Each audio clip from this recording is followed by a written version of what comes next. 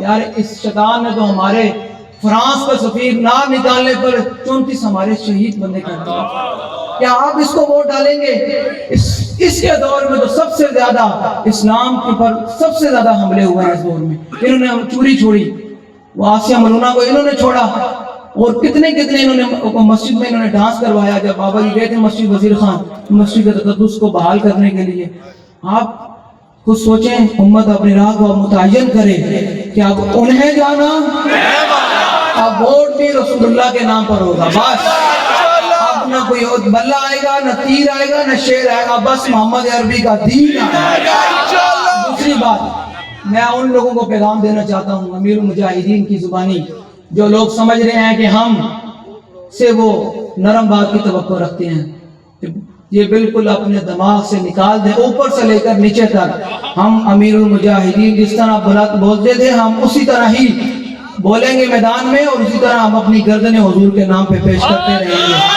تم کہتے ہو کہ یہاں زندگی تماشے فلم چلیں گے؟ بالکل نہیں چلیں گے۔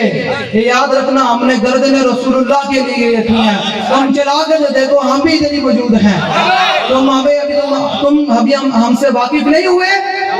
ہم نے فرانس والے معاملے میں 34 شہداء دیے ہیں، کہ کسی غلط فہمی میں نہ رہے، جو اس کے ہدایت کار ہیں، پروڈیوسر ہیں، وہ سب وہ چلانے والے اس بات کو نوٹ کریں کہ تم ادھر سے اعلان کرو گے جیسے ہم بھی میدان میں آ جائیں گے۔ کیا میدان میں آئیں گے؟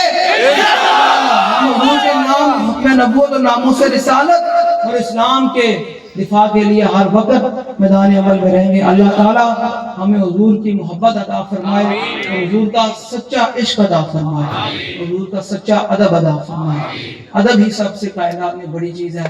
صحابہ نے رسول اللہ کا جو ادب کیا، آج دیکھیں امت میں آج بھی ان کا نام ہے، اور جنہوں نے نہیں، جو منافق رہے، وہ پھر آج ان کا نام بھی نہیں ہے۔ اللہ تعالیٰ ہمیں حضور کے دین پر عمل کرنے کی توفیق عطا فرمائے۔